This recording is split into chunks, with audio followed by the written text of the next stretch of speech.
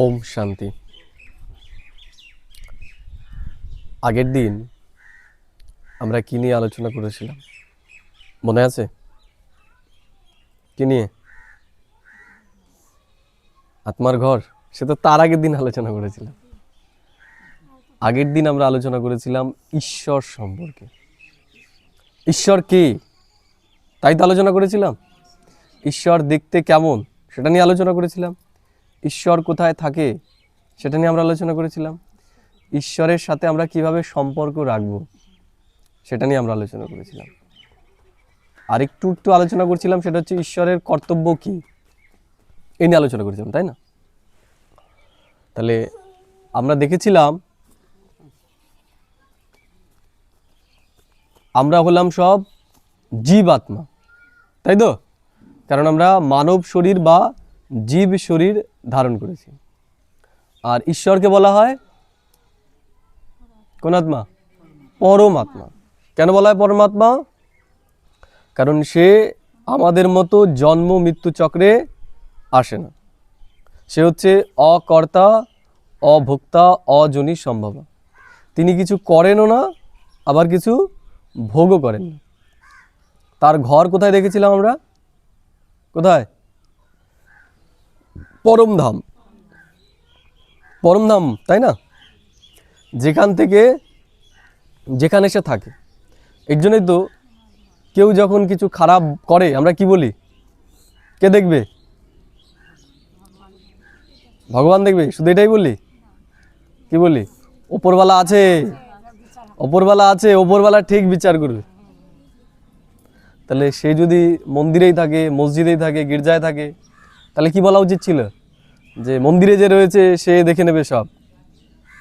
আমরা কি বলি? ওপরওয়ালা, ওপরওয়ালা দেখবে। সে ওপরে আছে, তাই না? সে নিচে এই দুনিয়াতে নেই। তাহলে তো বললাম তো এই জায়গায় রয়েছে, এই জায়গায় রয়েছে, হিমালয়ে রয়েছে বা এখানে রয়েছে। তার মানে সে এই দুনিয়াতে থাকে না, সে এই দুনিয়ার উপরে, সবার উপরে। কোথায় থাকে? আত্মাদের ঘর পরমধাম, সেখানে সে থাকে। এটা আমরা দেখেছিলাম, তাই তো? আর আমরা দেখেছিলাম যে তিনি আমাদের আত্মাদেরকে, যখন আমরা তমপ্রধান হয়ে যাই, তমপ্রধান মানে একদম খারাপ হয়ে যাই, তখন সে আমাদের আসে শতপ্রধান বানাতে। বোঝা গেল? অর্থাৎ যখন আমরা দুঃখী হয়ে যাই তখন সে আমাদের সুখী বানাতে আসে। তাহলে ঈশ্বরের সাথে আমাদের সম্পর্ক কি সেটা নিয়ে আমরা বোধহয় আগের দিন আলোচনা করিনি, না করেছিলাম? করি। পিতা কয় ধরনের হয়? পিতা কয় ধরনের হয়? বাবা, বাবা কয় ধরনের হয়? এক ধরনের না দু ধরনের? ক ধরনের হয়? দেখা গেল কোনো একটা অনাথ বাচ্চা জন্ম হলো, ফেলে দিল, সে কারো বাড়িতে মানুষ হলো, তাহলে সেই বাড়ির যারা থাকবে তাদেরকে কি বলবে? ওরা পিতা বলবে। তা জন্ম দেয়নি তো, তাহলে পিতা হলো কি করে? পালন করে। দেখবো আমরা চার্চের যারা শিক্ষক হয় তাদেরকে বলে ফাদার, ফাদার বলে না? গির্জায় যারা থাকে তাদের কি বলে? ফাদার বলে। পৌরসভার যে প্রধান হয় তাকে কি বলা হয়? পৌরপিতা বলে না? তাহলে সে আবার পিতা হয় কি করে? পিতা মানে শুধু জন্মদাতাই নয়, পিতা মানে যে পালনকর্তা। পিতা মানে যে পালনকর্তা, তাকেও পিতা বলা হয়। আত্মার তো জন্মও নেই, আবার মৃত্যুও নেই, তাহলে তার জন্মদাতা পিতামাতার বিষয়ে কোনো প্রশ্নই আসতে পারে না। কিন্তু আত্মার পালিত পিতা আছে, আত্মার পালিত শিক্ষক আছে, গুরু আছে। বুঝতে পারলে কি বললাম? তাহলে পরমাত্মা হচ্ছে আত্মার পালিত পিতা, আত্মাকে পালন করে। এবং পরমাত্মার কাছে যা কিছু আছে, যেমন ওই অনাথ বাচ্চা যার কথা বললাম, সে যখন বড় হবে তাহলে এই যে পালিত পিতার সম্পত্তি, যার ছেলে মেয়ে কেউ নেই, তাহলে এই সম্পত্তির মালিক কে হবে? বাচ্চাটাই হবে। তাহলে ঈশ্বরের তো কেউ নেই, ঈশ্বরের তো সন্তান নেই, জন্ম, সে তো কাউকে জন্ম দেয়নি। বোঝা গেল কি বললাম?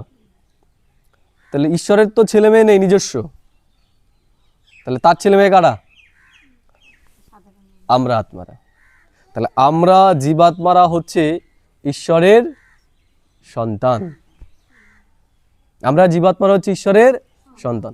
তাহলে ঈশ্বরের কাছে যা কিছু আছে সমস্ত কিছুর অধিকারী কারা? কারা? আমরা। আমরা জীবাত্মা হচ্ছে ঈশ্বরের কাছে যা কিছু আছে সেগুলোর অধিকারী, মালিক।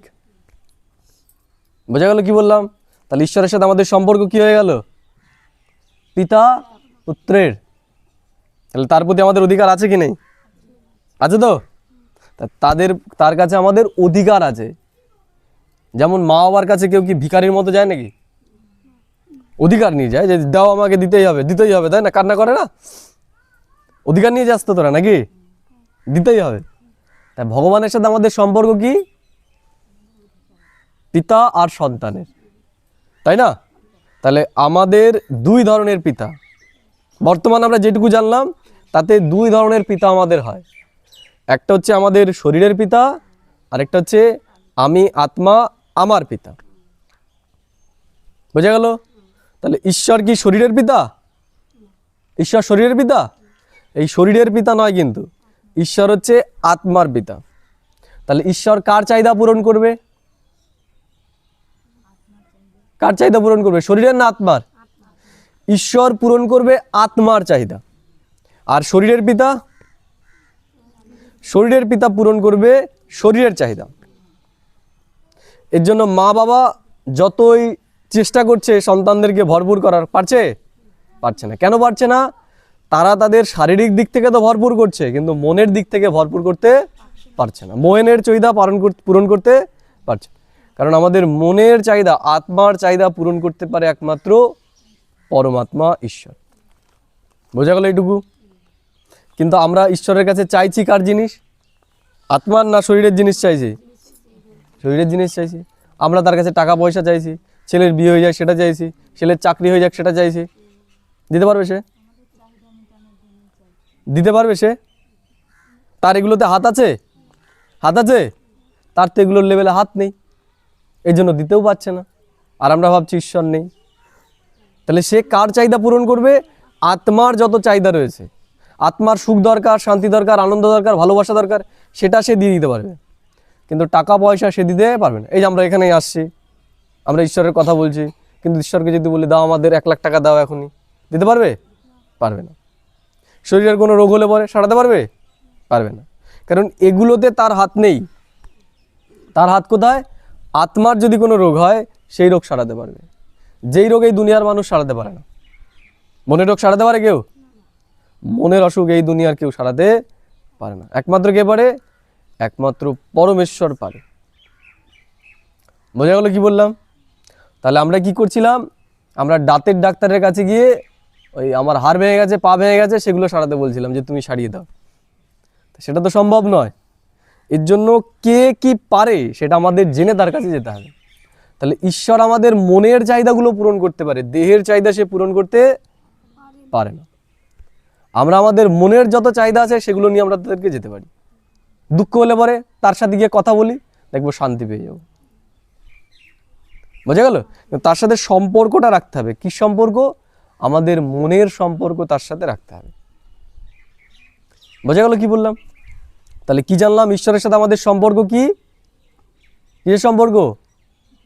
পিতা পুত্রের। কিন্তু ঈশ্বর বলছে যে শুধু তোমার সাথে আমার পিতা পুত্রেরই সম্পর্ক নয়, এটা তো একটা মাত্র সম্পর্ক গেল। শুধু পিতা পুত্রের সম্পর্ক তো শরীরের লেভেলে হয়। শরীর যদি পুরুষ হয় তাহলে তার সাথে আমার সাথে সম্পর্ক কি? পিতা। বাকিগুলো নাও হতে পারে, মায়ের সম্পর্ক নাও হতে পারে। কিন্তু পরমাত্মার তো শরীর নেই, তাহলে সে আমার মাতাও। মা যেমন পালনা করে তেমনি পরমাত্মা আমাদের পালনাও করে। তাহলে পরমাত্মা আমাদের কি? মাও। শুধু কি তার সাথে আমার মা আর বাবারই সম্পর্ক? সে আমার বন্ধু। শরীর নেই তো, পরমাত্মার শরীর নেই তো। শরীর থাকলে তো না হলে এই দাদাকে যদি আমি আমার বলি এখন ভাই, সেটা তো হবে না, কারণ দাদার শরীর আমার থেকে বড়। কিন্তু আত্মিক রূপে যখন দেখব তখন তো আর বড় ছোট নেই। তাহলে পরমাত্মা আমার বাবাও হতে পারে, মাও হতে পারে, বন্ধুও হতে পারে, ভাইও হতে পারে। অর্থাৎ পরমাত্মার সাথে আমরা সমস্ত সম্পর্কের অনুভবই করতে পারি। কিন্তু মুখ্য সম্পর্ক আমাদের কি? পিতা আর পুত্রের। এর জন্যই তো বলে না ভক্তিমার্গে, তমৈব মাতা তমৈব পিতা তমৈব বন্ধুস্য সখা। অর্থাৎ তুমি আমার মা, তুমি আমার বাবা, তুমি আমার বন্ধু, তুমি আমার সখা, তুমি আমার সব। তাহলে শরীর হলে পরে তার সাথে সমস্ত সম্পর্ক রাখা সম্ভব নয়। যদি আমরা দেহধারী কাউকে দেখি, দেবী বা দেবতা, যদি লক্ষ্মীকে আমরা দেখি, তাহলে লক্ষ্মীকে আমরা কি বলতে পারি? মা বলতে পারি, বোন বলতে পারি, দিদি বলতে পারি, বা বলতে পারবো? বলতে পারবো না। যদি আমরা গণেশকে দেখি, তাহলে গণেশকে বাবা বলতে পারি, ভাই বলতে পারি, দাদা বলতে পারি, মা বলতে পারবো? কিন্তু পরমাত্মা, যার শরীর নেই, যে নিরাকার জ্যোতির্বিন্দু, সে কি? তার সাথে আমরা সমস্ত সম্পর্কই রাখতে পারি। বোঝা গেল? কি বুঝতে পারলি তোরা?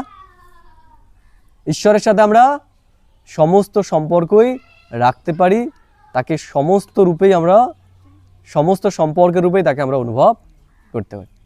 বোঝা গেল? তাহলে বন্ধু দরকার, চলে গেলাম তার কাছে, যে তুমি আজকে আমার বন্ধু, আমি আত্মা, তুমিও আত্মা, তাহলে তুমি আমার বন্ধু। তাহলে তার থেকে তো উঁচু সম্পর্ক আর কিছু হতে পারে না। বোঝা গেল কি বললাম? তাহলে পরমাত্মার সাথে আমাদের সমস্ত সম্পর্কই রয়েছে। আজকে আমরা তাহলে, আগের দিন আমরা আলোচনা করলাম যে পরমাত্মা সে হচ্ছে জ্যোতির্বিন্দু, নিরাকার পরমাত্মা, সে রয়েছে পরমধামে। কিন্তু ঈশ্বর সম্পর্কে তো আমাদের তো বিভিন্ন রকম ধারণা রয়েছে, তাই না? আমরা দেখি হিন্দু যারা, তারা একজনকে মানছে ঈশ্বর রূপে, যারা মুসলিম তারা একজনকে মানছে, যারা খ্রিস্টান তারা একজন মানছে, হিন্দুদের মধ্যেই অনেককে মানছে, তাই না? কিন্তু আমরা দেখলাম আমরা সবাইকে জীবাত্মা। তাহলে সমস্ত জীবাত্মার পিতাকে এক পরমাত্মা। তাহলে হিন্দুদের কি আলাদা? তাহলে ধর্ম তো আসে যখন আমরা এই শরীরে আসি, শরীর রূপে আমাদের, আমি যদি এরকম বড় বড় দাড়িটা কি মোচটা উঠিয়ে দিই, তাহলে কি হয়ে গেলাম? মুসলিম হয়ে গেলাম। আমি দেখে বলবে মুসলিম, তাই না? তাহলে শরীরে যখন আসি তখন আমাদের ধর্ম হয়, কিন্তু আত্মিক রূপে তো আত্মার কোনো ধর্ম নেই, কোনো জাতির ভেদ নেই, না মুসলিম না খ্রিস্টান, তাই না? শরীরেই সমস্ত ধর্ম। তাহলে আমাদের সমস্ত আত্মার পিতা তো এক পরমই আত্মা। তাহলে হিন্দুদেরও সে, মুসলিমদেরও সে, খ্রিস্টানদেরও সে। এই জন্য আমরা বলি না, হিন্দু মুসলিম শিখ ইসাই আপস মে সব ভাই ভাই। অর্থাৎ হিন্দু মুসলমান শিখ খ্রিস্টান সব আমরা নিজেদের মধ্যে ভাই ভাই। কি করে ভাই ভাই? কি করে ভাই ভাই? আত্মিক রূপে আমরা ভাই ভাই, শরীরের রূপে ভাই ভাই নই। শরীরের রূপে তো ওর বাবা আলাদা, আমার বাবা আলাদা। কিন্তু আত্মার রূপ থেকে যদি আমরা দেখি, যদি আমি আত্মা রূপে নিজেকে স্থিত করি, তাহলে আমাদের সমস্ত আত্মার পিতাকে এক পরমাত্মা। তাহলে আত্মিক রূপে আমরা সমস্ত ধর্মের লোক, সমস্ত জাতির লোক, সমস্ত দেশের লোক হচ্ছে ভাই ভাই। বোঝা গেল? তাহলে আমাদের পিতা যদি এক হয়, তাহলে তো আমরা সবাই তাকে একই রূপে মানবো, তাই তো নাকি? আলাদা আলাদা মানবো না। দেখা গেলো এই যে এই জায়গায় যারা রয়েছি আমরা, আমাদের একজনই পিতা, আমরা সবাই ভাই ভাই।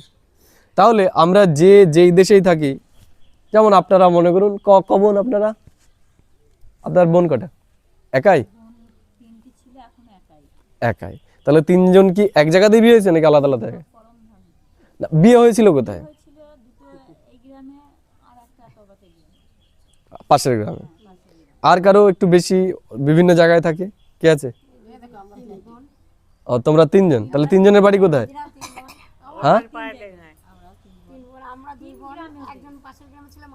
হ্যাঁ, আর একজন এই গ্রাম। তাহলে এই যে যারা বিভিন্ন গ্রামে রয়েছে, তাহলে বিভিন্ন গ্রামে থাকার জন্য তাদের বাবা কি বদলে যাবে, নাকি একজনকেই বলবে যে আমার বাবা? বদলাবে না, বাবা বাবাই থাকে। তাহলে আমরা যেখানেই থাকি না কেন, যদি আমাদের সবার পিতা এক হয়, তাহলে আমরা যখন বলবো সেই একেরই বিষয় আমরা বলবো। দেখা গেল অনেকের হয় না যে কারো ভারতের অন্য রাজ্যে বিয়ে হয়েছে যেখানে হিন্দি ভাষাতে কথা বলে, তাহলে তার ভাষা দেখা গেল বাংলা থেকে হয়ে গেল কি হিন্দি, হিন্দি হয়ে গেল। তাহলে সে যখন তার বাবার সম্পর্কে বলবে তখন কি বলবে? হিন্দিতেই বলবে, তাই না?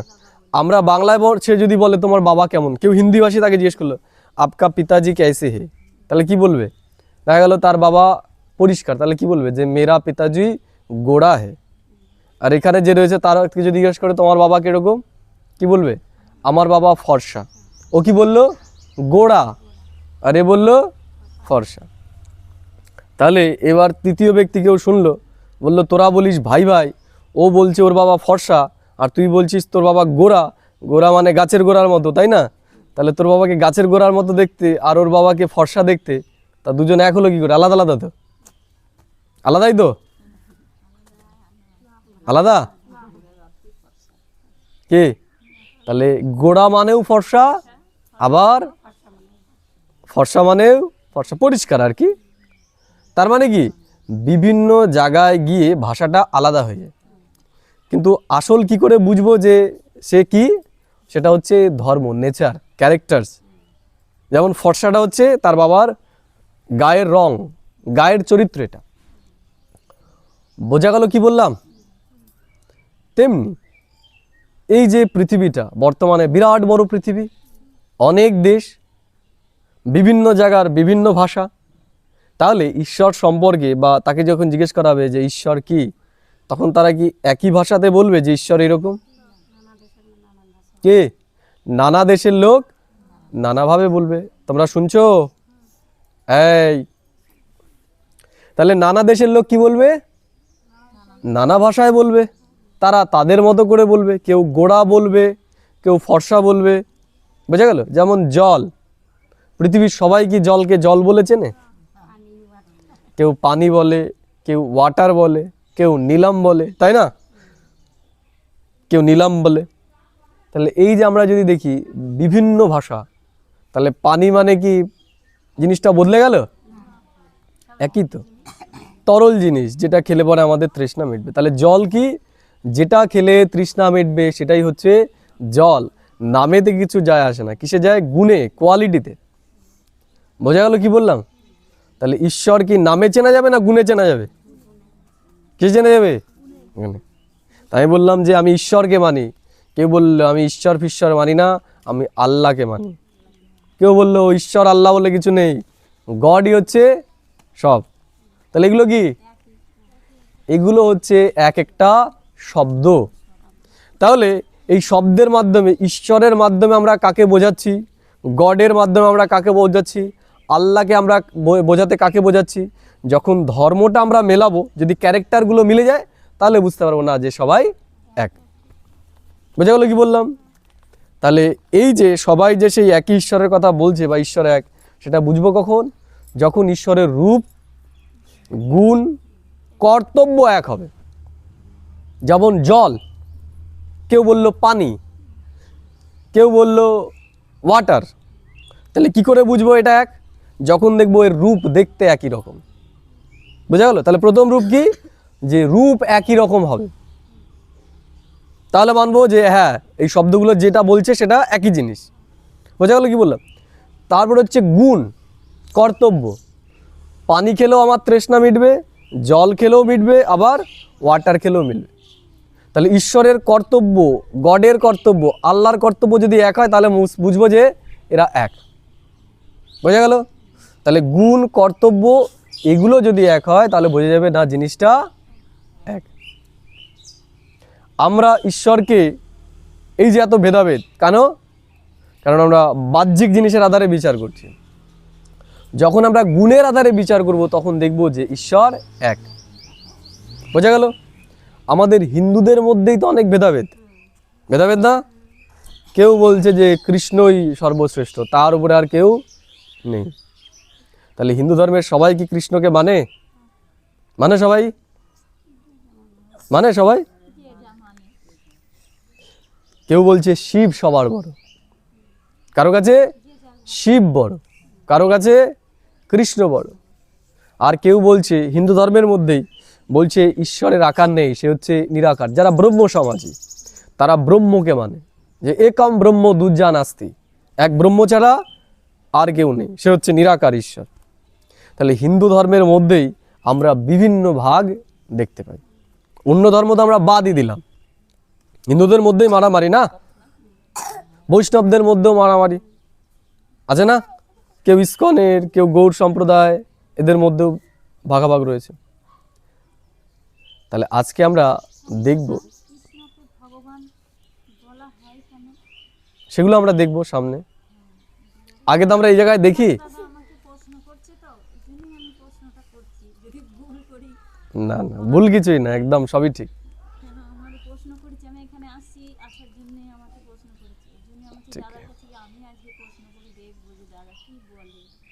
সেটাই আমরা দেখব। তাহলে আজকে আমরা দেখব, আগের দিন আমরা বললাম ঈশ্বর হচ্ছে নিরাকার জ্যোতির্বিন্দু, আর দেখলাম যদি শরীর নেয় তাহলে তো তাকে আমরা ঈশ্বর বলতে পারবো না। তার বাবা হবে, তার মা হবে, তার গুরু হবে, ঈশ্বরের উপর তো নিশ্চয়ই কেউ হতে পারে না, তাই তো নাকি? যদি তারও বাবা মা হয় তাহলে তাকে কি করে আমরা ঈশ্বর বলবো? তারও তো ওপরে কেউ হয়ে গেল।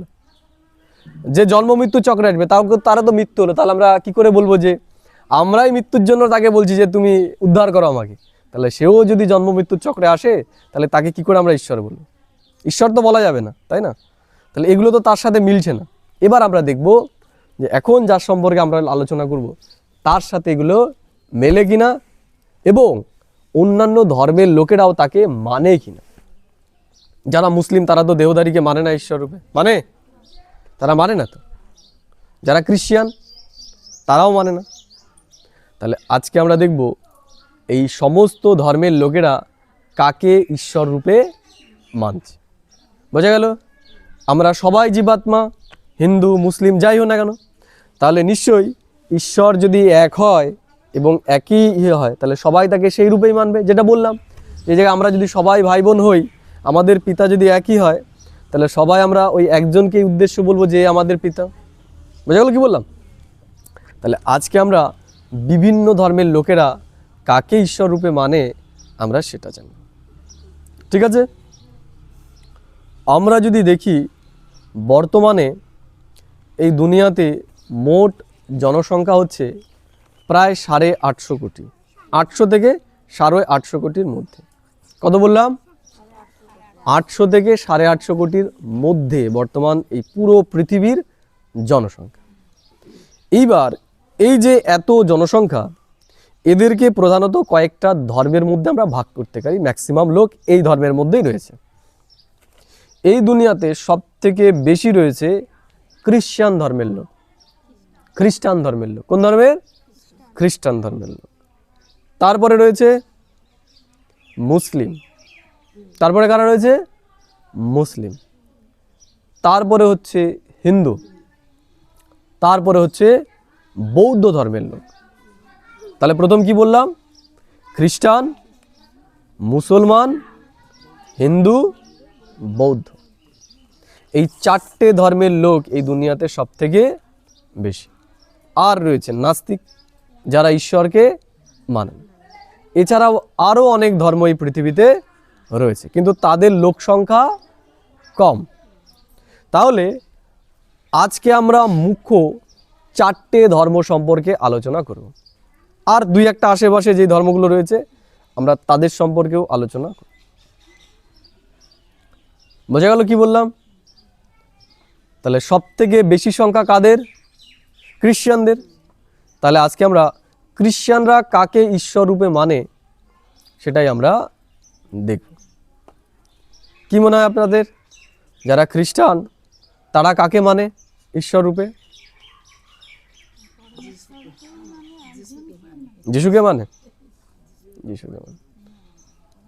যিশুকে মানে? যিশু খ্রিস্টকে? যিশু বলেছে নিজেকে ভগবান? কি বলেছে? হনুমান। হ্যাঁ, যিশুর ভেতরেও তো আত্মা রয়েছে। তা যিশু কি বলেছে? যিশু যখন জন্মায়, মানে ও যখন উপদেশ দেয়, তখন বলে I am the son of god. I am the son of god, আমি ঈশ্বরের সন্তান, আমি পবিত্র পিতার সন্তান, আমি পবিত্র পিতার পবিত্র সন্তান। তাই তো বলেছে যিশু, আমি হচ্ছি ঈশ্বরের পুত্র, ঈশ্বর নই, আমি ঈশ্বরের দূত, ঈশ্বরের কথা আমি তোমাদের কাছে নিয়ে এসেছি বলার জন্য। এর জন্য যিশুকে যখন ক্রুশবিদ্ধ করা হয় তখন যিশু কি বলেছিল, হে ঈশ্বর তুমি এদেরকে ক্ষমা করে দিও, এদেরকে তুমি ক্ষমা করে দিও, এরা তোমাকে জানে না, আমাকে জানে না আমি কে। তাহলে কাকে বলেছে? তাহলে নিজেই যদি ঈশ্বর, তাহলে তো নিজেই ক্ষমা করতো। তাহলে যিশুকে কি দেখানো হয়েছে? সে ঈশ্বরের কাছে কামনা করেছে যে এদেরকে ক্ষমা করে দেওয়া। আর ঈশ্বর যদি হয় তাকে কেউ শুলে চড়াতে পারবে? পারবে? পারবে না। তাহলে যিশু নিশ্চয়ই ঈশ্বর নয়, যিশু নিশ্চয়ই ঈশ্বর নয়, বোঝা গেল? তাহলে যিশুর তারা অনুগামী, যারা যিশুর অনুগামী তাদেরকে বলা হচ্ছে খ্রিস্টান। জিসাস ক্রাইস্টের যারা অনুগামী তাদেরকে বলা হয় খ্রিস্টান। বোঝা গেল? ইনি হচ্ছে ওদের একজন পয়গাম্বর আমরা বলতে পারি, মেসেঞ্জার বলতে পারি, যে ঈশ্বরের মেসেজ, ঈশ্বরের কথা সবাইকে বলতে এসেছিল। তাহলে ওরা কাকে মানে ঈশ্বর রূপে? দেখব ওরা প্রার্থনা করতে কোথায় যায়? চার্চে বা গির্জাতে, তাই না? কি করে ওরা প্রার্থনা করে? ওরা যখন প্রার্থনা করে তখন মোমবাতি নিয়ে প্রার্থনা করে, তাই না? আমরা দেখব জিসাস ক্রাইস্টের ওই যে ছবিটা থাকে ক্রুশবিদ্ধ করা, আর তার সামনে ওরা মোমবাতি জ্বালায়। একটা বড় মোমবাতি থাকে, সেই মোমবাতি থেকে ছোট ছোট ছোট ছোট মোমবাতি জ্বালায়। তাহলে জিসাস ক্রাইস্ট ঈশ্বর সম্পর্কে কি বলেছে? জিসাস ক্রাইস্ট ঈশ্বর সম্পর্কে বলেছে god is light, god is light, অর্থাৎ ঈশ্বর হলো একটা জ্যোতি, ঈশ্বর হলো একটা জ্যোতি। এর জন্য ওই মোমবাতির শিখাটাকে তারা জ্বালিয়ে তারা প্রেয়ার করে। যখনই প্রেয়ার করবে দেখবো আমরা যে মোমবাতি জ্বালিয়েই তারা প্রেয়ার করে, প্রার্থনা করে। তাহলে লাইট মানে কি? আলো, তাই না? আর আমরা কালকে আগের দিন কি আলোচনা করেছি? পরমাত্মা কি? জ্যোতি। তাহলে জ্যোতি আর আলোর মধ্যে তফাৎ কি? জ্যোতি আর আলোর মধ্যে তফাৎ কি? তফাৎ নেই। তার মানে কি? আমরা আগের দিন যাকে পরমাত্মা বললাম ওরাই তাকে কি বলছে? গড বলছে। তাহলে ওরাও ঈশ্বরকে ডাকছে কেন? বলছে হে ঈশ্বর তুমি আমার দুঃখ অশান্তি দূর করো। দুঃখ অশান্তি দূর করার জন্যই তো ডাকে ঈশ্বরকে। তাহলে আমরাও পরমাত্মাকে ডাকছি কেন? দুঃখ অশান্তি দূর করো, তাই না? তাহলে আমাদের ঈশ্বরও দুঃখ অশান্তি দূর করছে, ওদের গডও করছে। আমাদের ঈশ্বরও জ্যোতির্বিন্দু নিরাকার লাইট, ওদের গডও নিরাকার জ্যোতির্বিন্দু লাইট। তাহলে এক হলো না আলাদা হলো? একই হলো। তাহলে আমরা যাকে মানছি ওরাও তাকেই মানছে। বোঝা গেল? তাহলে একটা ধর্মের লোক তারা মানলো তো জ্যোতিরূপে, তাই তো? তাহলে এরপরে কারা রইল? এরপরে সংখ্যার দিক থেকে যদি আমরা দেখি তাহলে মুসলিমরা। তাহলে মুসলিমরা কাকে মানছে? আল্লাহ। আল্লাহকে।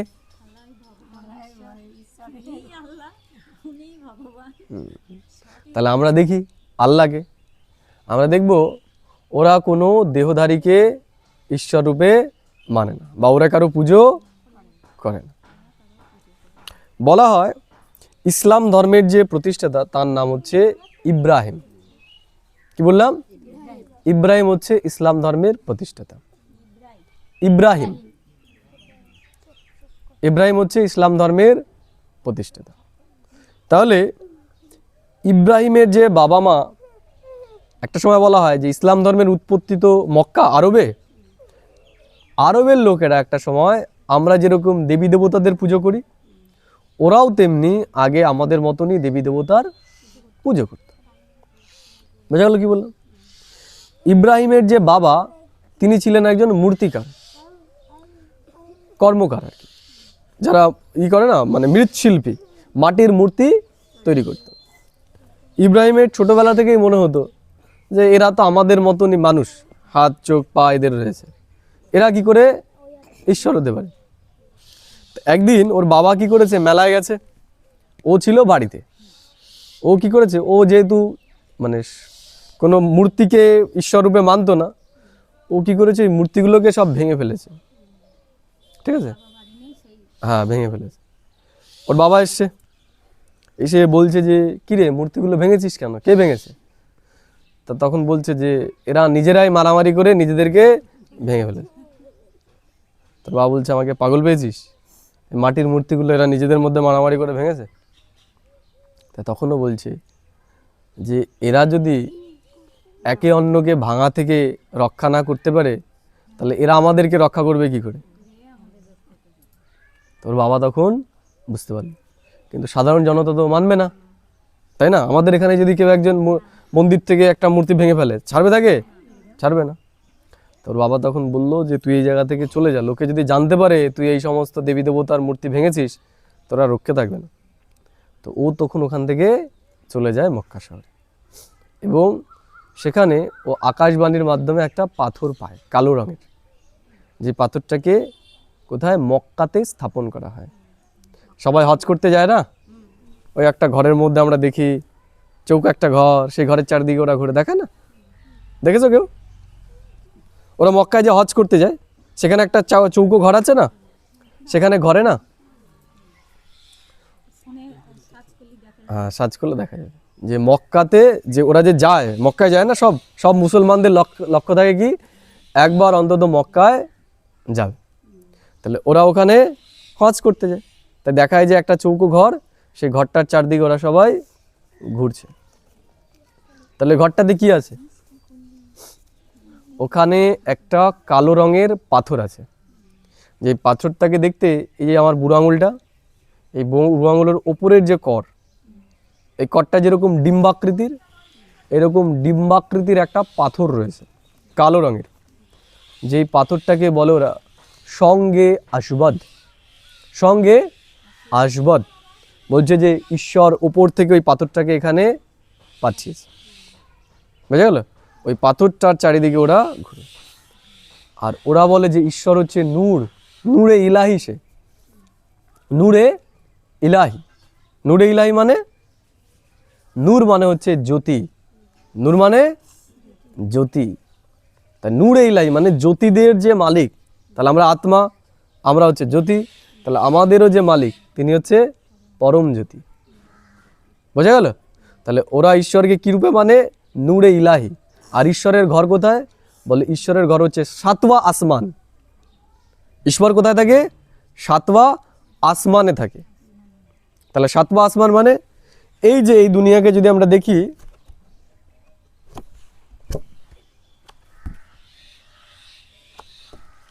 এটা হচ্ছে 5 প্রকৃতির দুনিয়া, এটা হচ্ছে 5 প্রকৃতির দুনিয়া। তাহলে এর ওপর রয়েছে কি? সূক্ষ্ম লোক। তাহলে কটা হলো? 5টা আর একটা 6টা। তাহলে এটা ক নম্বর? 7 নম্বর। তাহলে এটা হচ্ছে সেই সাতওয়া আসমান, যেখানে আল্লাহ পরমাত্মা থাকে, বুঝা গেল? এর জন্য তারাও কি বলে যে উপরওয়ালা সব জানে, উপরওয়ালা সব জানে, খুদা, তাকে তারা কি বলে? খুদা বলে। খুদা শব্দের অর্থ আমরা পরে জানবো। খুদা মানে যে নিজে আসে, যে নিজে আসে। আমাদের তো মায়ের গর্ভে জন্ম হয়েছে, তাহলে আমরা তো খুদা না। তাই ঈশ্বর বলছে যে ঈশ্বর নিজে আসে, বোঝা গেল কি বললাম? তাহলে মুসলিম যারা আমরা তা দেখতে পেলাম যে তারাও সেই নিরাকারকেই মানছে, বোঝা গেল? অসুবিধা নেই। বাকি রইল কে? হিন্দু আর বৌদ্ধ ধর্ম। হিন্দুটা আমার সবার লাস্টে আলোচনা করব, তার আগে আমরা বৌদ্ধটা নিয়ে আলোচনা করি। বৌদ্ধ ধর্মের প্রতিষ্ঠাতাকে গৌতম বুদ্ধ। গৌতম বুদ্ধ বুদ্ধ ধর্মের প্রতিষ্ঠা করে। গৌতম বুদ্ধ নিজেকে কি ভগবান বলেছে? ভগবান বলেন। গৌতম বুদ্ধ নিজেকে কখনো ভগবান বলেন। সে শুধু অষ্টাঙ্গিক মার্গের কথা বলেছে, সে মুক্তির কথা বলেছে, যে তোমরা এই 8টা পথ অবলম্বন করো, তাহলে তোমরা জন্ম মৃত্যুর মধ্যে আসবে না, কারণ জন্ম মৃত্যু মানেই সেখানে দুঃখ কষ্ট। তাহলে তোমরা কি করো? নির্বাণ প্রাপ্ত করবে। এই অষ্টাঙ্গিক মার্গ অনুসারে চলো, তাহলে নির্বাণ প্রাপ্ত করবে। নির্বাণ মানে কোন অবস্থা? মনে আছে আলোচনা করছিলাম, নির্বাণ মানে কি? নির্বাণ মানে হচ্ছে এই জায়গায়, এই পরমধামে আমরা যখন ছিলাম তখন দুঃখ কষ্ট কিছু ছিল? সুখও ছিল না, দুঃখও ছিল না। তার ওরা বলছে যে এমন কাজ করো যে আর জন্ম মৃত্যু চক্রে আসবে না, এখানে গিয়ে বসে থাকবে। তারা এই লক্ষ্যের কথা বলেছে গৌতম বুদ্ধ, কিন্তু ঈশ্বর সম্পর্কে তিনি বিশেষ কিছু বলে যাননি। কিন্তু তাদের যে অনুগামী, বিশেষ করে এখন চীন, জাপান, ইন্দোনেশিয়া, এই সমস্ত দেশে বৌদ্ধ ধর্মের লোকেরা সব থেকে বেশি থাকে। তাহলে বৌদ্ধ ধর্মী যারা, আমরা জানি তারা মেডিটেশন করে। তাহলে জাপানে ওরা এক ধরনের পাথরকে সামনে রেখে, একটা ডিম্বাকৃতির পাথরকে সামনে রেখে ওরা মেডিটেশন বা ধ্যান করে, যেটাকে বলা হয় পিস স্টোন, মানে শান্তির পাথর। বোঝা গেল কি বললাম? তার মানে সেই স্টোনটা, সেই পাথরটা কি ডিম্বাকৃতির। তাহলে এই জায়গায় দেখলাম সঙ্গে আসবার তার আকৃতি কি ডিম্বাকৃতির। তাহলে একই তো হলো, সেই পিস স্টোনও যা, সঙ্গে আসবাদও তাই। বোঝা গেল কি বললাম? তাহলে সেই জ্যোতির আকৃতিকে ওরা কি করছে? ধ্যান করছে, জ্যোতিষ আকৃতি। এবার তারপরে আরেকটা ধর্ম হচ্ছে শিখ ধর্ম। শিখ ধর্ম আছে না? শিখ ধর্মের প্রতিষ্ঠাতাকে গুরু নানক। তাহলে তিনি ঈশ্বর সম্পর্কে কি বলেছেন? তিনি বলেছেন এক ওঙ্কার নিরাকার সৎ শ্রী অকাল। বলছে তিনি হচ্ছে এক নিরাকার ওঙ্কার সৎ শ্রী অকাল। তিনি সত্য এবং অকাল, তার কখনো কালে তাকে খায় না। কাল মানে কি? মৃত্যু। তার কখনো মৃত্যু হয় না। বোঝা গেল? এই জন্য তারা বলে না শাস্ত্রী আকাল। কারোর সাথে দেখা হলে কি বলে? শাস্ত্রী আকাল। অর্থাৎ তিনি সত্য, সুন্দর এবং অকাল, তার কখনো মৃত্যু হয় না। তার মানে কি? তারাও সেই জ্যোতির্বিন্দুকেই ইশারা করছে। কিন্তু আমরা হিন্দুরা তো শরীরকে মানি ঈশ্বর রূপে। তাহলে এখন আমরা আলোচনা করব যে যারা আমরা হিন্দু ধর্মের, তারা কাকে ঈশ্বর রূপে মানি। সবার প্রথমে তো ঈশ্বরের নাম সম্পর্কে আমরা একটু জানবো যে ঈশ্বরের নাম কি। আমাদের সবার নাম হয় শরীরের আকারের আধারে। কেউ যদি মোটা হয়, আমরা তার নাম কি রাখবো? মোটু রাখবো, গোপাল রাখবো, তাই না? বা গণেশ রাখবো। পেটটা যদি বড় হয় আমরা বলবো গণেশ, তাই না? কেউ যদি কালো হয় তার নাম কি রাখবো?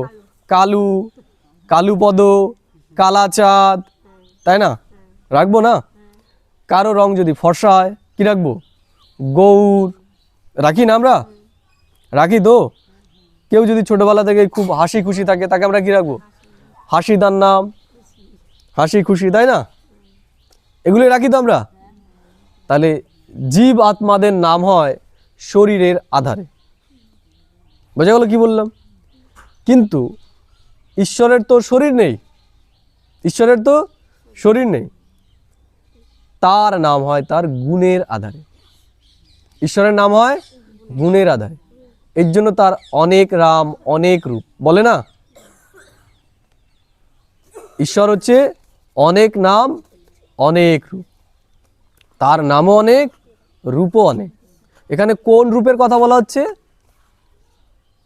কোন রূপের কথা বলা হচ্ছে? যেমন মা, সে কখনো মা, কখনো বোন, কখনো স্ত্রী, তাই না? তাহলে স্ত্রীও হচ্ছে, মাও হচ্ছে, আবার বোনও হচ্ছে। তার মানে কি তার মুখটা চেঞ্জ হয়ে যাচ্ছে? মুখ চেঞ্জ হয়ে যায়। যখন মা হলো তখন মুখ আলাদা, যখন বোন হলো তখন মুখ আলাদা, আবার যখন স্ত্রী হলো তখন মুখ আলাদা। এক না আলাদা? তার এই শরীরের রূপ একই থাকে, কিন্তু জায়গা অনুসারে তার কর্তব্য বদলে যায়, সেখানে রূপও বদলে যায়। কেউ তাকে মা রূপে দেখছে, কেউ তাকে বোন রূপে দেখছে, কেউ তাকে স্ত্রী রূপে দেখছে, কিন্তু তার রূপ একই থাকে। তেমনি ঈশ্বরের রূপ তো জ্যোতির্বিন্দুই, কিন্তু গুণ এবং কর্তব্যের আধারে তার নাম বদলে যায়, তার নাম বদলে যায়। বোঝা গেল কি বললাম? তাহলে সব কিছুর মধ্যে ঈশ্বরের একটা প্রধান নাম আছে, প্রধান নাম। তাছাড়া তার তো অনেক নাম, তার অনেক নাম। বোঝা গেল? তার হাজার হাজার নাম, কিন্তু তার একটা মুখ্য গুণ আছে। তার মুখ্য গুণ বা মুখ্য কর্তব্য কি? তার কর্তব্য কি? ঈশ্বরের মূল কর্তব্যটা কি? আগের দিন আমরা আলোচনা করেছিলাম। ঈশ্বরের কাজ কি? কি করে ঈশ্বর? ঈশ্বরের কাজ হচ্ছে আত্মাদের কল্যাণ করা।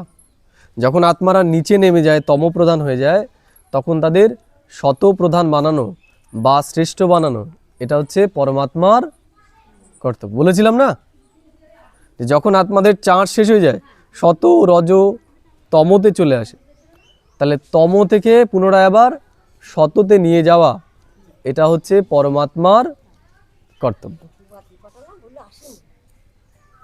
বোঝা গেল? তাহলে পরমাত্মার কর্তব্য কি, ঈশ্বরের কর্তব্য কি? সমস্ত আত্মাদের কল্যাণ করা। তাহলে পরমাত্মার মুখ্য কাজ কি? আত্মার কল্যাণ করা। তার মানে তার নাম কি? সে হচ্ছে কল্যাণকারী। তার নাম কল্যাণকারী। এটা হচ্ছে তার সব থেকে বড় গুণ। কি? সমস্ত জীবাত্মার কল্যাণ করা। তাহলে কল্যাণ, এটা তো বাংলা শব্দ। তাহলে ঈশ্বরের নাম কি বাংলায় হয়েছে নাকি? হিন্দু ধর্মের যত ঈশ্বরের নাম দেওয়া হয়েছে সেগুলো তো সংস্কৃতের আধারে দেওয়া হয়েছে, তাই না? আগে তো বাংলা ভাষা ছিল না। বাংলা ভাষার উৎপত্তি আজ থেকে 500 বছর আগে। তার আগে তো বাংলা ভাষা বলে ছিল না। বোঝা গেল কি বললাম? তাহলে ঈশ্বরের নাম হয়েছে কিসে? সংস্কৃত ভাষা। তাহলে আমাদের যত দেবদেবী, এদের নাম কোন ভাষায় হয়েছে? সংস্কৃততে। এর জন্য আমরা যখন মন্ত্র পড়ি, কোন ভাষাতে পড়ি? সংস্কৃততে। তাহলে ঈশ্বরের যে নাম, সেটাও কিসের আধারে হবে?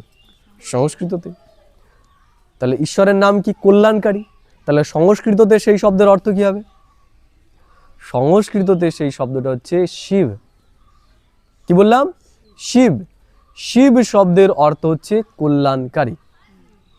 শিব শব্দের অর্থ হচ্ছে কল্যাণকারী। বোঝা গেল? আমরা যেমন কল্যাণকারী বলছি, সংস্কৃততেই সেই শব্দটা হচ্ছে শিব। তাহলে শিব মানে হচ্ছে কল্যাণকারী। বোঝা গেল কি বললাম? আমরা শিব বলতে যেন জটাধারী এইসব যেন আমাদের সামনে না চলে আসে। শিব হচ্ছে ঈশ্বরের কর্তব্যবাচক নাম। বোঝা গেল? তার রূপ কি? বিন্দু রূপ। এর জন্য তার আরেক নাম হচ্ছে গোবিন্দ। তার নাম কি? গোবিন্দ। সে সমস্ত আত্মার পাপ হরণ করে। আমাদের যত পাপ রয়েছে সেগুলোকে সে হরণ করে। এর জন্য তার আরেক নাম হচ্ছে হরি। সে আমাদের দুঃখ কষ্ট হরণ করে বলে, তার নাম হচ্ছে হরি। আপনারা এখানে আসছেন কেন? আসছেন রোজ ছুটে ছুটে আসছেন কেন? ভালো লাগছে এই গানটা, তাই না? তাহলে এই কথাগুলো কি আমার কথা? এগুলো তো আমার কথা নয়, আমাকে কেউ দিয়েছে। তার মানে কি এই কথার দ্বারা আপনারা আকৃষ্ট হয়ে আসছেন। তাহলে কৃষ্ণের নাম কৃষ্ণ হলো কেন? দেখায় যে কৃষ্ণ যখন বাঁশি বাজাতো, তখন রাধা গোপীরা সব যে যেই কাজ ছিল সব ফেলে দিয়ে ছুটে আসতো। তাহলে কৃষ্ণর নাম কৃষ্ণ হয়েছে কেন? তার ভিতরে এক আকর্ষণ শক্তি ছিল। কৃষ্ণ শব্দের অর্থ হচ্ছে যে আকৃষ্ট করে, কর্ষণ করে, যে সে হচ্ছে কৃষ্ণ। তাহলে আত্মা পরমাত্মাকে আকৃষ্ট করে, এর জন্যই তো আমরা ডাকছি ঈশ্বরকে। তাহলে ঈশ্বরকে আমরা ডাকছি, তার মানে ঈশ্বর আমাদের আকৃষ্ট করছে। তাহলে তার আরেক নাম কি? তার আরেক নাম হচ্ছে কৃষ্ণ। সে আমাদের কর্ষণ করে বলে তার আরেক নাম কৃষ্ণ। তাহলে পরমাত্মার আরেক নাম কি? কৃষ্ণ। বোঝা গেল কি বললাম? কৃষ্ণ মানে কোনো রূপধারী নয়। কৃষ্ণ তো একটা গুণ, কর্ষণ। যে কর্ষণ করবে সেই কৃষ্ণ। তাহলে কৃষ্ণ কি আছে নাকি? তার কি পেটেন্ট করা আছে নাকি যে এই কৃষ্ণ, আর কেউ কৃষ্ণ হবে না? এই দুনিয়াতেও তো অনেকের নাম কৃষ্ণ। বোঝা গেল? তাহলে পরমাত্মার কর্তব্য বাচক নাম হচ্ছে কৃষ্ণ। বোঝা গেল কি বললাম? পরমাত্মা সবার দিলকে আরাম। এই যে আপনারা এই জায়গায় আসছেন, এই যে কথাগুলো শুনছেন, দুঃখ দূর হচ্ছে না? দুঃখ আসছে এই কথাগুলো শুনে? দূর হচ্ছে। তাহলে এই জায়গায় আসলে তো মনে আরাম হচ্ছে। তাহলে এই কথাগুলো যে বলছে, যার কথা এগুলো, তাহলে আপনাদের হৃদয়কে তো আরাম দিচ্ছে। তাহলে তার নাম কি? তার আরেকটা নাম হচ্ছে রাম। রাম মানে আমাদের যে দিলকে আরাম দেয়, যে দিলকে আরাম দেয়, তার নাম হচ্ছে রাম। তাহলে ঈশ্বর আরেক নাম কি? রাম। কারণ ঈশ্বরের নাম সবসময় কর্তব্যের আধারে হয়। ঠিক আছে? সে কি করছে? আমাদের মনের রোগ দূর করছে। এর জন্য তার আরেক নাম হচ্ছে বৈদ্যনাথ। বৈদ্য মানে কি? ডাক্তার। তাহলে ডাক্তাররাও যেই রোগ সারাতে পারে না, ডাক্তাররা শরীরের রোগ সারাতে পারে, মনের রোগ সারাতে পারবে? পারবে না। তাহলে ঈশ্বর কি করে? মনের রোগ সারায়। ডাক্তারদেরও তো টেনশন রয়েছে, তাই না? পেশেন্ট কম আসছে, তাই না? আগের মতো আসছে না, এগুলো নিয়ে তো টেনশন হয়, ইনকাম কমে যাচ্ছে, ডাক্তাররাও টেনশন করে। তাহলে ডাক্তার হয়েও নিজের মনের রোগ সারাতে পারে না। তাহলে ডাক্তারদেরও মনের রোগ তিনি সারাতে পারেন, ঈশ্বর। এই জন্য তার আরেক নাম হচ্ছে বৈদ্যনাথ। বোঝা গেল কি বললাম? সে এই পুরো বিশ্বের মালিক, এর জন্য তার নাম বিশ্বনাথ।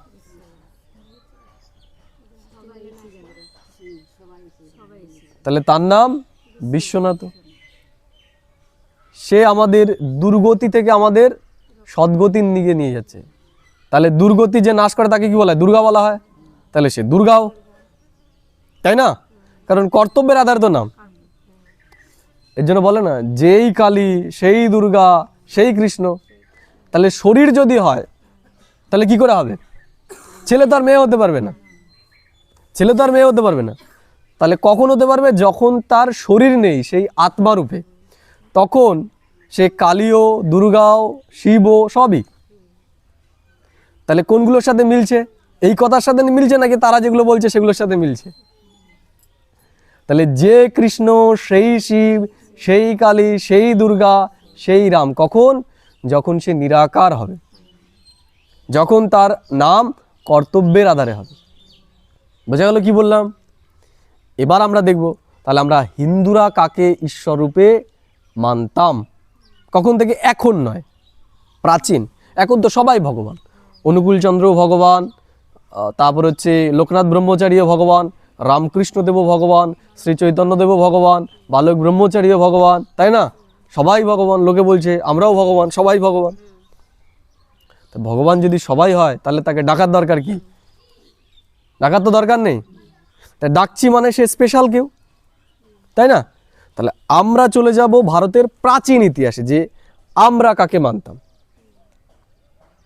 ঠিক আছে? তাহলে সেটা আমরা কি দেখব? ভারত এবং ভারতের বাইরে সব জায়গা আমরা দেখব যে একদম প্রথম দিকে কার পুজো হতো। পূর্ব থেকে পশ্চিম, উত্তর থেকে দক্ষিণ, ভারতের সব জায়গাতে এমন কে যার পুজো সব জায়গায় হয়? বলতে পারবেন? সব জায়গায় হয়। দুর্গা পুজো কোথায় হয়? পশ্চিমবঙ্গে। অন্য জায়গায় গেলে হয়? হয় না। কিন্তু একজন যার পুজো ভারতের সব জায়গাতে হয়। শিবের পুজো সব জায়গায় হয়, সব জায়গায় শিব। আমাদের বিন্নগরে যদি যান কখনো, দেখবেন বিন্নগরে বিভিন্ন ওয়ার্ডে ওদের প্রচুর শিব মন্দির রয়েছে, মানে মন্দির রয়েছে। আজ থেকে 200-300 বছর আগে সব তৈরি, মানে ভাঙা আচরা এগুলো। যেখানেই যাবেন দেখবেন সব শিব মন্দির। তাহলে আমরা দেখব যে ভারতের যে প্রাচীন মন্দিরগুলো সেগুলো কার। ভারতের সবথেকে প্রাচীন মন্দির হচ্ছে সোমনাথের মন্দির। কোথায় রয়েছে? গুজরাট, সৌরাষ্ট্রে। বলা হয় এই যে সোমনাথের মন্দির, এটা স্থাপন করেন রাজা বিক্রমাদিত্য, আজ থেকে 2500 বছর আগে। বোঝা গেল? তাহলে এখানে কে রয়েছে? এখানে রয়েছে সোমনাথ, এই যে সোমনাথ। তাহলে সোমনাথে কে আছে? সোমনাথে দেখব সোমনাথ মানে যে সোম রসের মালিক। সোমরস মানে দেখায় না যে দেবতারা সোম রস পান করে সব অমর হয়ে গেছিল। তার মানে ইনি হচ্ছে সেই সোমরসের মালিক। সোমনাথ মানে সোম রসের যে মালিক, অর্থাৎ দেবতাদেরকেও যে অমৃত রস পান করিয়েছিল সে হচ্ছে সোমনাথ। সেকে দেখব যে সেখানে কোনো মূর্তির পুজো হচ্ছে না, সে জায়গায় শিবলিঙ্গের পুজো হচ্ছে। শিবলিঙ্গের আকৃতি কি এখানে আছে নাকি?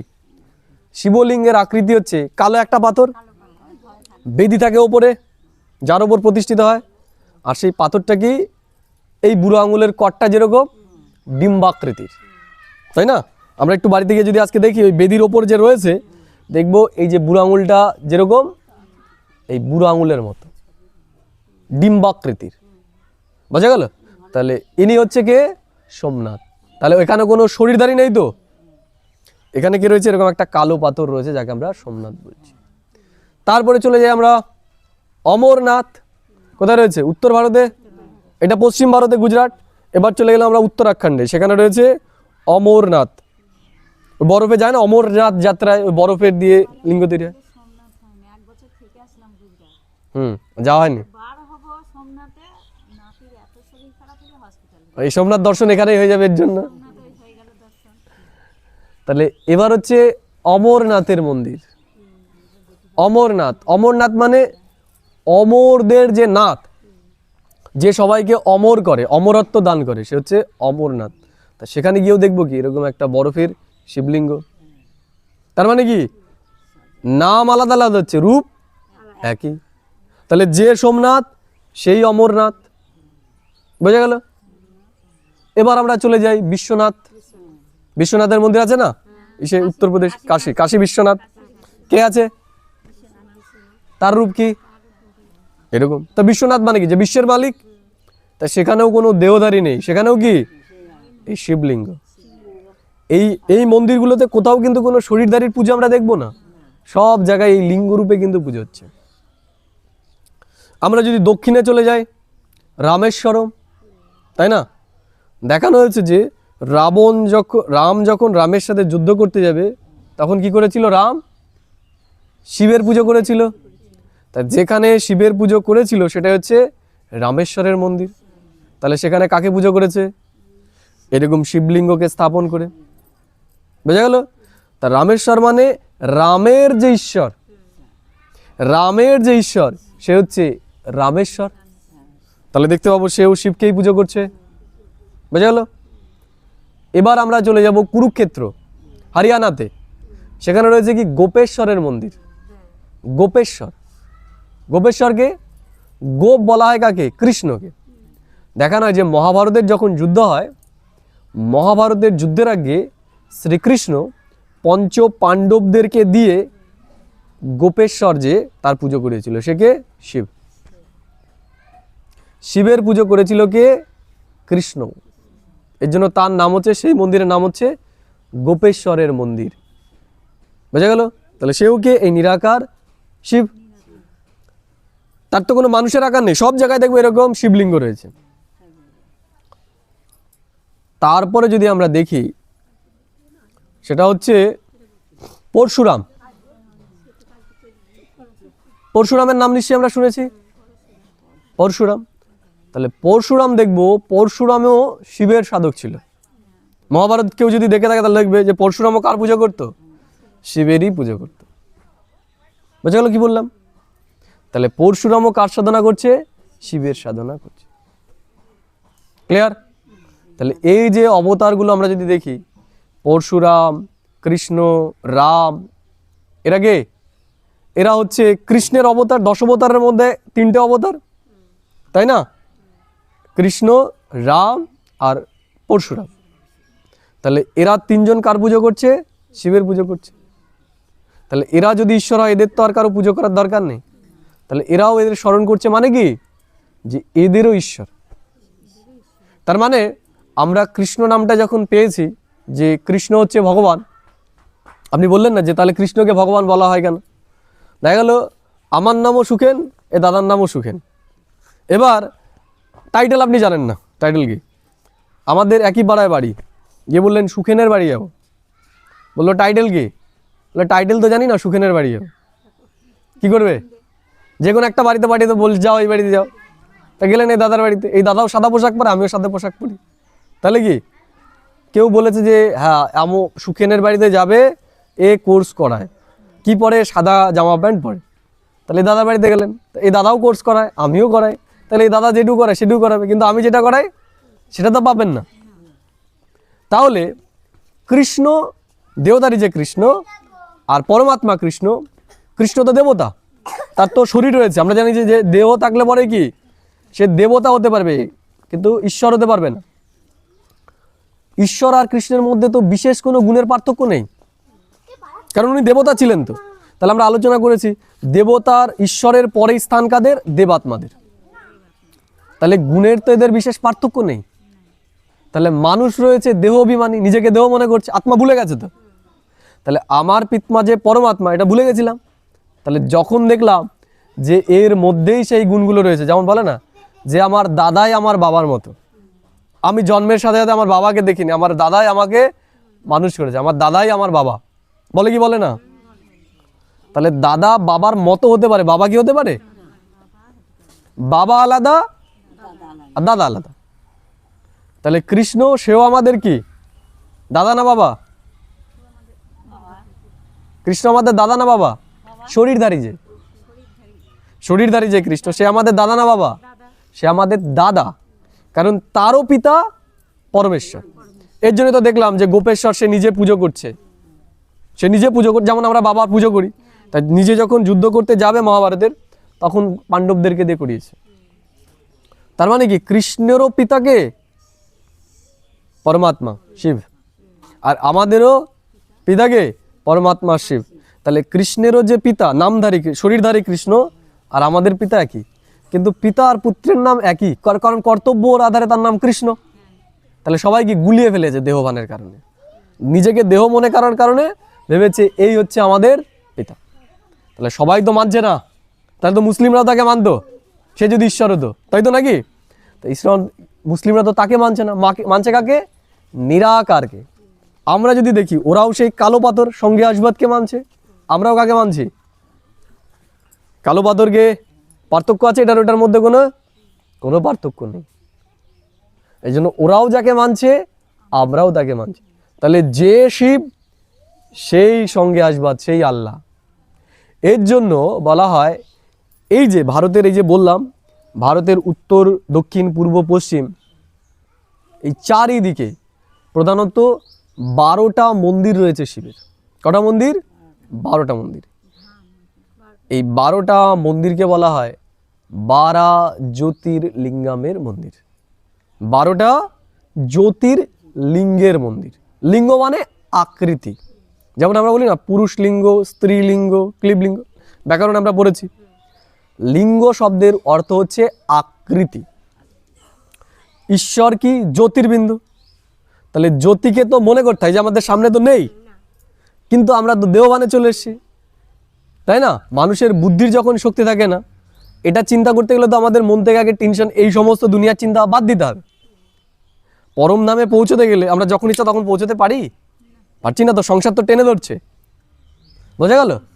এর জন্য কি দরকার? মন বুদ্ধি সাফ থাকা দরকার, তাহলেই তার কাছে পৌঁছতে পারবো। তা সবসময় তাকে মনে রাখার জন্য কি করলো?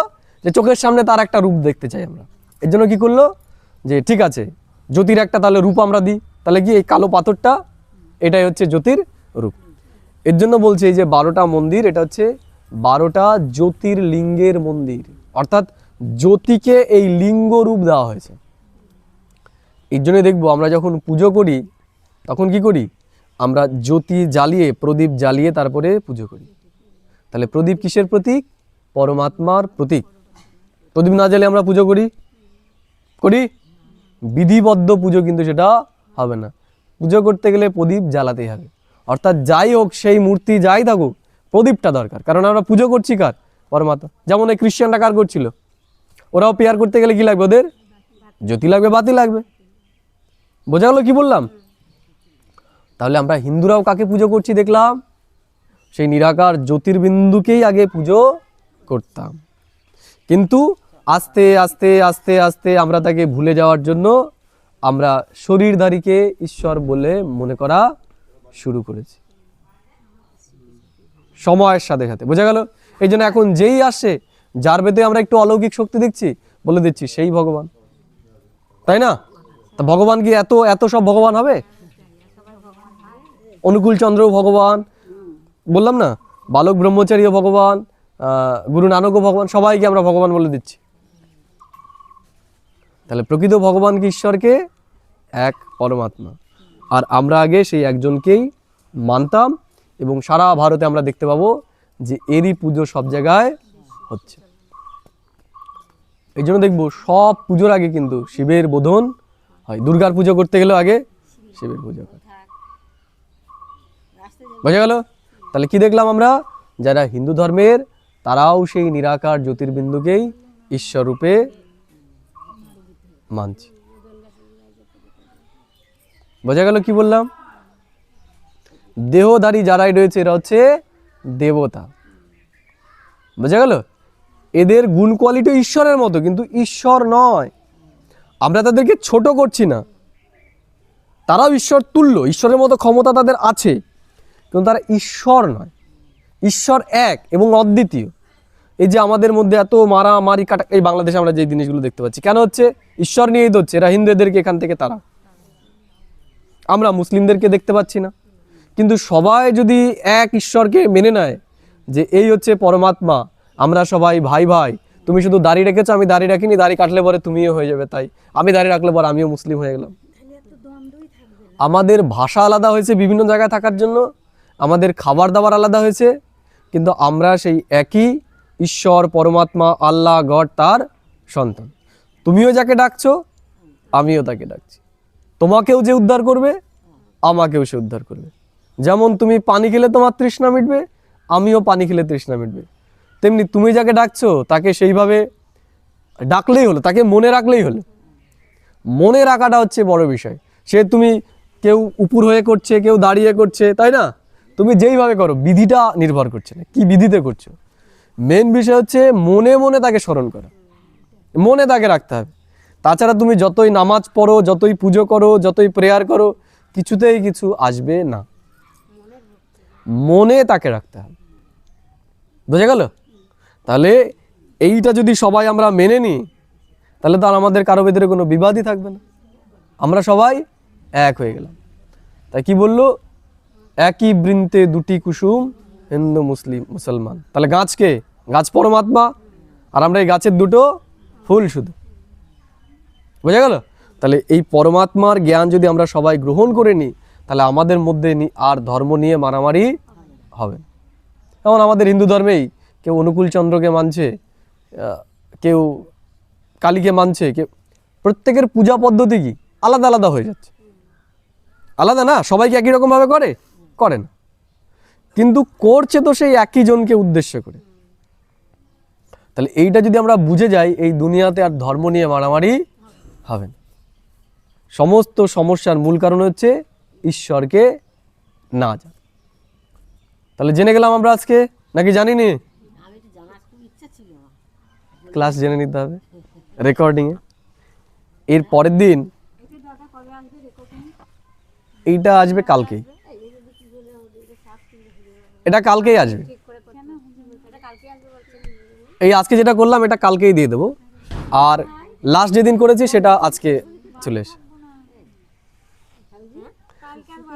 কালকে বাড়িতে। হ্যাঁ, সুখেন ভাই বেঙ্গলি।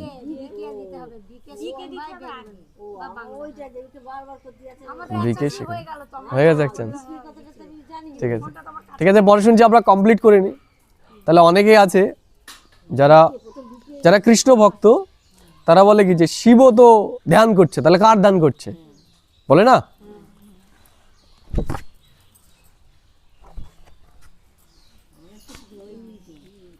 একেও আমরা শিব বলি, আবার একেও আমরা শিব বলি, তাই না?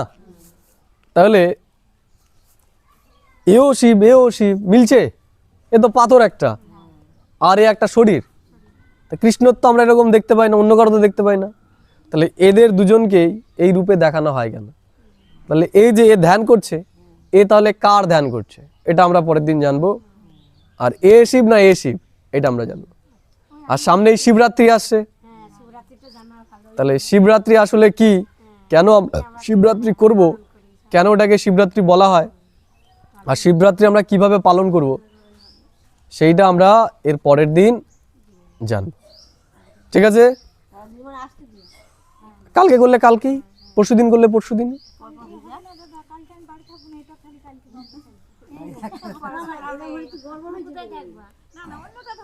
তাহলে কবে? পরশুদিন। তাহলে কালকের দিন বাদ থাকবে? অষ্টমী যাচ্ছি একজনের প্রত্যেকদিন আমারও নিয়ে যাওয়া ছিল, সমস্যা ছিল, আসতে পারছিলাম না। প্রত্যেক দিনেরটা এরকম ইম্পর্টেন্ট। আমি যদি তারপরে এইটা বলি যে এই যে নারায়ণকে এটা সম্পর্কে যদি বলি তাহলে বলবেন যে এইটার থেকে তো এইটা বেশি ইম্পর্টেন্ট, তাহলে সেটা মনে হয়।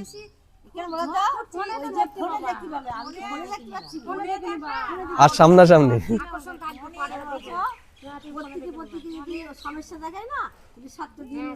তাহলে এই কাল যখন এইটা বলবো, তখন যখন বলবো যে এইটার পরের দিন এই বিষয় নিয়ে আলোচনা হবে, তখন মনে হবে এইটার থেকে তো এইটা বেশি দরকার ছিল।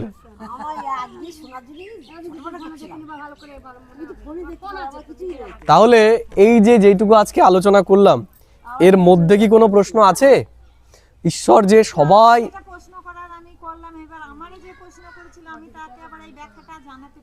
হ্যাঁ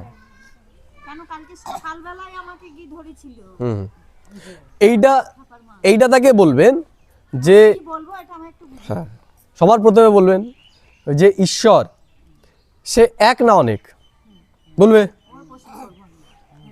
সবার ঈশ্বর একটা না অনেক, বলবে এক। তাহলে বলবো তাহলে সমস্ত ধর্মের লোকের ঈশ্বর নিশ্চয়ই এক হবে, খ্রিস্টানদেরও সে, মুসলিমদেরও সে, হিন্দুদেরও সে। তাহলে যাকে তুমি ঈশ্বর রূপে বলছো তাকে কি সবাই ওরা মানে? উত্তর সে দিয়ে দেবে। তারপর আপনি বলবেন যে এই দুনিয়াতে একটা নাম কি একজনেরই হয় না অনেকের হয়? অনেকেরই হয়। তাহলে এই যে আমরা দেখলাম ঈশ্বরের যে গুণ কোয়ালিটি, তার সাথে তো কোনো দেহধারীর গুণ কোয়ালিটি মিলছেই না, দেহ হলে পরে মিলবেই না। ঈশ্বর সে সবার উপরে, তাহলে যখনই সে দেহে আসবে তার উপরে তো তার মা বাবা হয়ে গেল, জন্মদাতা হয়ে গেল, তাই না? তাকে তো কারোর সামনে ঝুঁকতে হচ্ছে, কৃষ্ণকেও তো ঝুঁকতে হবে তার মার সামনে।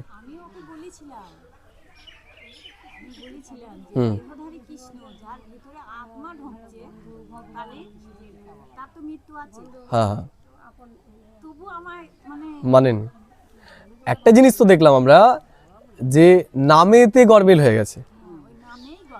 এই বললাম, আমরাই তো বলি যে যে কৃষ্ণ সেই রাম সেই কালী সেই দুর্গা, বলি তো। তাহলে বিষয়টা হচ্ছে কৃষ্ণ তো শরীরধারী ছেলে, তাহলে সে কিভাবে দুর্গা হবে? সম্ভব তো নয়। সে কি করে কালী হবে? সম্ভব নয়। একমাত্র তখনই সম্ভব যখন তার শরীর নেই, আত্মিক রূপে, না আমি পুরুষ না আমি মহিলা। তাকে আমরা মা রূপেও স্মরণ করতে পারি, বাবা রূপেও স্মরণ করতে পারি। আর ঈশ্বরের নাম তো গুণের আধারে হয়। তো দেখলাম যে সে যেহেতু আমাদের দুর্গতি নাশ করছে, এর জন্য সে দুর্গা। তাহলে যেমন একজন শরীরধারী দুর্গা আছে, তেমনি পরমাত্মাও দুর্গা। তেমনি কৃষ্ণ একটা কৃষ্ণ নয়, দুটো কৃষ্ণ। তেমনি রামও একটা রাম নয়, দুটো রাম। একটা হচ্ছে দশরথের ছেলে রাম, আর একটা হচ্ছে দিলারাম। দশরথের ছেলেও যেই রামকে স্মরণ করেছে, আর কৃষ্ণও যার প্রতি আকর্ষিত হয়েছে, সে হচ্ছে এক পরমাত্মা। আমরা দেখলাম। এবার যদি আমরা কোনো মুসলিমকে গিয়ে বলি, তাহলে মুসলিমরা মানবে না পরমাত্মাকে, যে তোমরা যাকে মানছো আমরাও তাকে মানছি। খ্রিস্টানকে দিয়ে বললে মানবে না, যে তুমিও লাইটকে মানছো, আমরাও সেই লাইটকে মানছি। তোমরাও সেই কালো সঙ্গে আসবাদকে মানছো, দেখো আমাদের পাথরটাও একই রকম, আলাদা নেই তো। কোথায় পার্থক্য দেখাও, তাই না? পার্থক্য কোথায় হয়ে যাচ্ছে? যখন আমরা শরীরকে দেখছি তখন।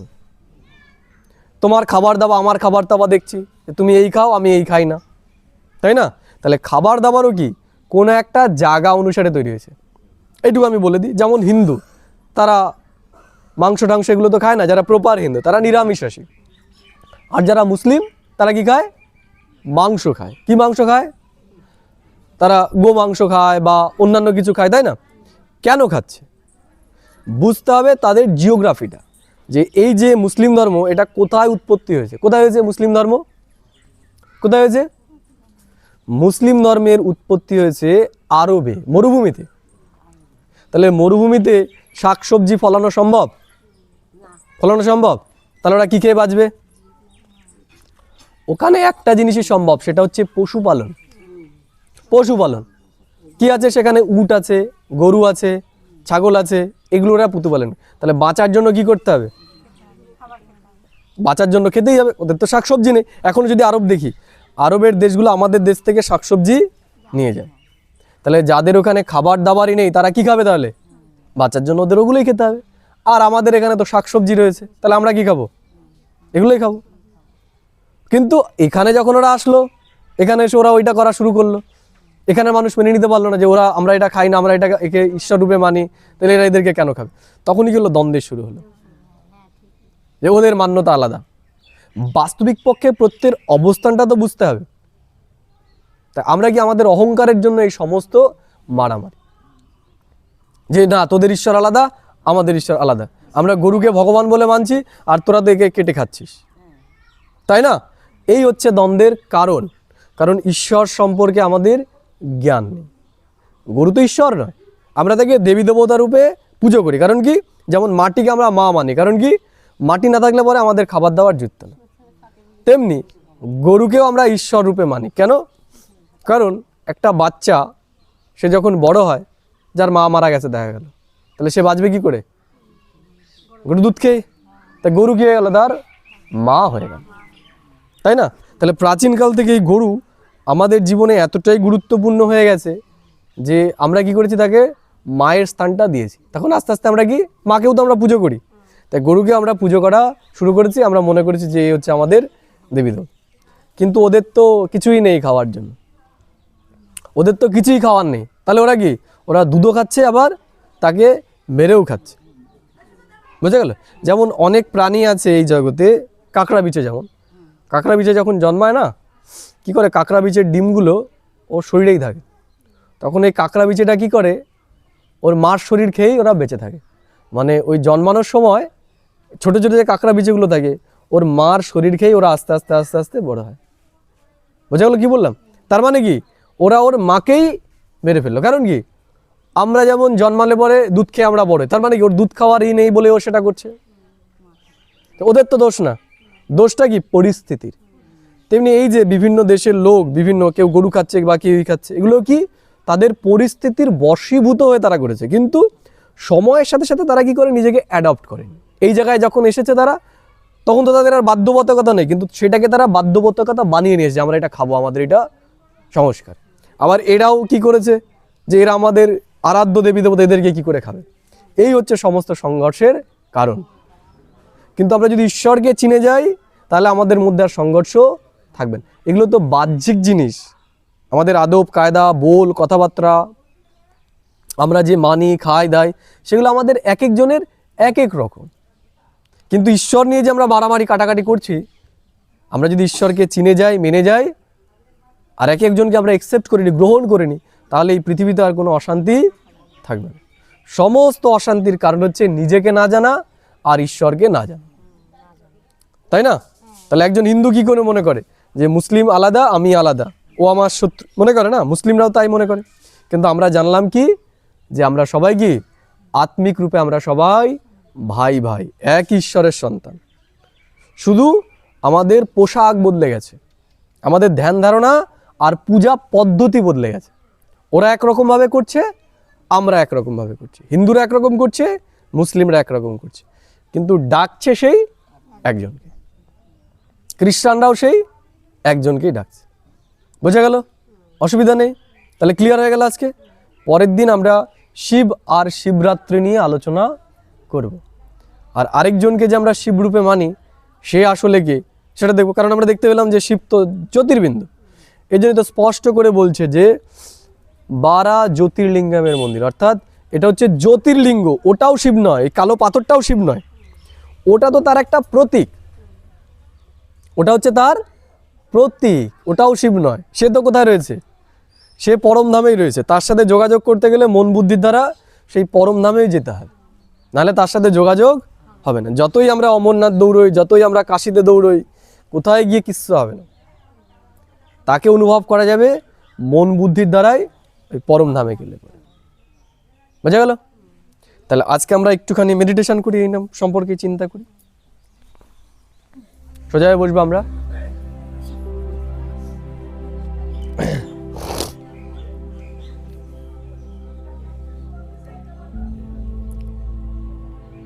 ওম শান্তি।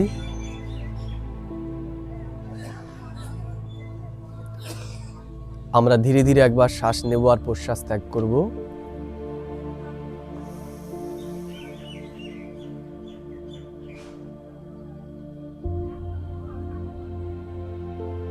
এবার আমি আমার মন এবং বুদ্ধিকে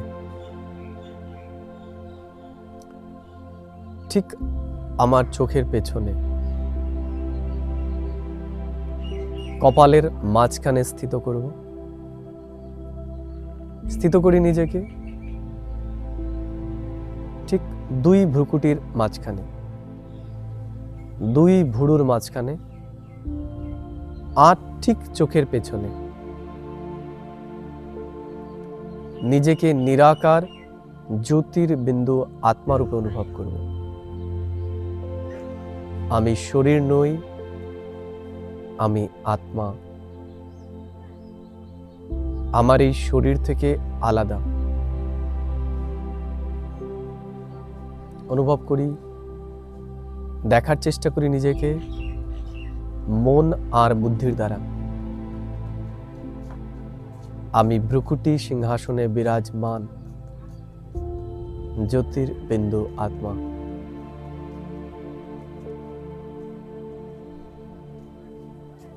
এবার অনুভব করি আমি আত্মা আমার এই শরীর থেকে বেরিয়ে মন বুদ্ধির আধারে উড়ে চলেছি আমার নিজ ঘরে। দেখব এই পাঁচ প্রকৃতির দুনিয়া থেকে অনেক উপরে উড়ে চলেছি আমার নিজ ঘরে।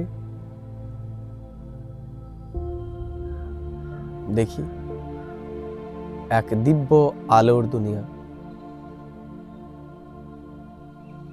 যেখানে চারিদিকে লাল প্রকাশ। আমার মতোই অসংখ্য জ্যোতির্বিন্দু আত্মারা জ্বলজ্বল করছে এখানে। দেখি, ভিজুয়ালাইজ করি অসংখ্য জ্যোতি। আকাশের তারায় যেমন জ্বলজ্বল করে, তেমনি তিনি জ্বলজ্বল করছেন। পরম আত্মা, আমার পিতা, আমার মাতা, আমার বন্ধু। অনুভব করি তার কাছ থেকে শান্তি আমার কাছে আসে। অনুভব করি এক অসীম শান্তি। আমার ভেতরে এক অসাধারণ শান্তির অনুভব হচ্ছে। তিনি আমাদের সমস্ত আত্মার পিতা। হিন্দু, মুসলিম, শিখ, ঈসাই সবাই তাকে নিরাকার জ্যোতির্বিন্দু রূপে মানে। আমিও তাকে প্রকৃত রূপে, তার সত্য রূপে তাকে চিনতে পেরেছি। আমি তাকে পিতা রূপে অনুভব করছি। ঈশ্বর, আমি আত্মা, আমার পিতা, আমার পরলৌকিক পিতা। সে আমাকে অনেক প্রেম করছে। আমাকে সে শান্তির শক্তিতে ভরিয়ে দিচ্ছে। অনুভব করি তার কাছ থেকে শান্তি।